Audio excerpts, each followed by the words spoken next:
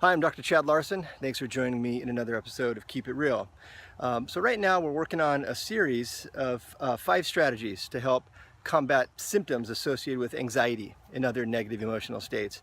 And on one episode I discussed in just kind of a summary all 5 of the strategies, and then over the next few weeks we're going to break down and dive into the details and cite studies on the benefits of each of these 5 strategies and give you more details about each of those. So last time we talked about strategy number 1, which is breathing exercises, and how certain breath work could pretty significantly affect the symptoms associated with anxiety and these other negative emotional states.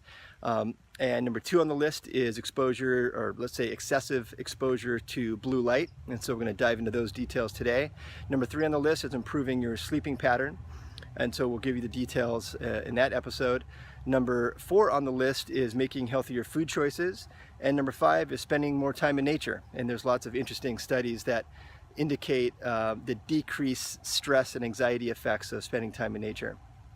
And so we'll give you those studies and details in that episode. So today is all about exposure to excessive blue light. So first of all, what is blue light? Blue light is most of the blue light that we're exposed to comes from the sun. The sun emits a whole bunch of blue light, which is awesome for daytime alertness, because our whole existence as human beings, 99.9% of our existence on the planet, at nighttime there's no sun, and during the day we have lots of sun. But living in our modern society, we can have exposure to light 24 hours a day, and there's some really negative consequences that are associated with that. And so there's been some interesting studies on the effects of blue light exposure, particularly at times of the day where the body is not adapted to have that kind of blue light exposure. And so blue light exposure mostly comes from the sun during the day, but all these handheld devices that we have, all the digital devices, things like your smartphone and your e-reader and your tablet and video games, all these emit a very significant amount of blue light. And so there's a study that was published in a journal called the International Journal of Endocrinology. And this was a few years back in 2010. And what the researchers set out to do was evaluate the effects of blue light and red light on 2 important hormones, cortisol and melatonin. Cortisol and melatonin are the hormones that set the rhythm of the circadian cycle. And the circadian cycle is what helps to initiate our wake response in the morning, and then helps to maintain sleep at night. So we're supposed to go through this very specific pattern of alert and wakefulness at the first part of the day, and then it starts to slow down, and then at night certain hormones kick in to help to initiate and then sustain sleep. And so the hormones of kind of alertness and awakeness is cortisol, and cortisol is supposed to be highest in the morning, and then slowly tapers off as the day goes on, and then melatonin kicks in, and then melatonin helps to induce and maintain sleep at night. But for a whole variety of reasons, these hormones can get really out of whack. And when these hormones get out of whack, negative emotional states are almost always part of the symptom profile. Anxiety, depression, irritability, these kind of emotions and states of mood are very common when this cycle gets thrown off. And so they wanted to evaluate the exposure of blue light and the increasing exposure that we all have to blue light because of our exposure to all these different blue light emitting devices that we use. And here's the summary of what they found out. When a person is exposed to blue light, it does 2 key things, particularly at night. It increases their cortisol, which is not good for nighttime because cortisol is a stimulating hormone, and it decreases your melatonin. And melatonin is what we need to help initiate and sustain a proper sleep cycle. And so blue light exposure, particularly when the sun has gone down, it can significantly affect our ability to have a normal circadian rhythm. And when that circadian rhythm is thrown off, all kinds of symptoms can manifest, including poor sleep and then the onset of these negative emotional states. that's part of it. The other part is when we look at a device like this, we are causing hyper, or let's say chronic convergence of our eyes. When our eyes converge on a near object like this, it causes eye strain, or the more technical term is called asthenopia.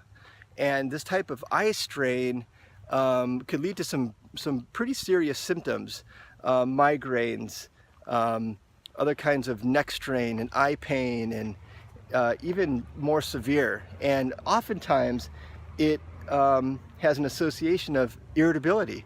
Eye strain can lead to these kind of mental emotional agitations. And so that's another piece of the puzzle with so much exposure that we have to these handheld devices. We have the blue light exposure, and then we have this chronic eye convergence of focusing on a close object. The eyes are not designed to focus on that close of an object for hours and hours on end, and so it's very strenuous to the eyes. And this is not to speak of the content that the eyes are looking at and that the brain is interpreting.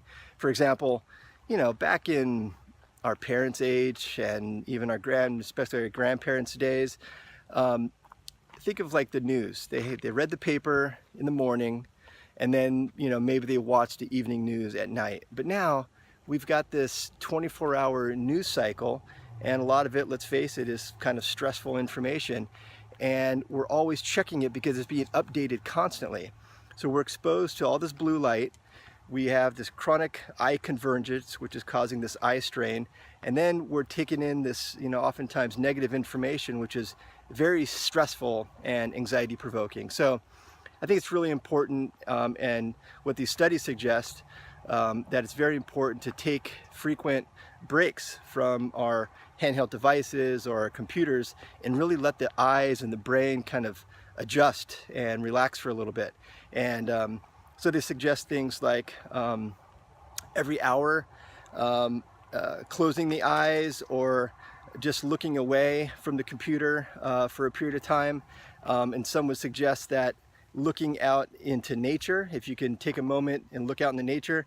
And then when I get to the nature section, which is the last strategy, they've even shown that if you just look at pictures of nature, that helps to kind of relax the brain and relax the hormones.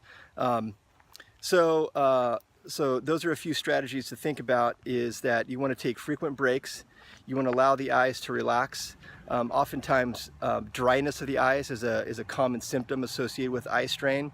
And it's because as we're looking at something with this kind of hyper convergence of the eyes don't blink as much. And that's how they kind of regenerate the fluid in the eyes.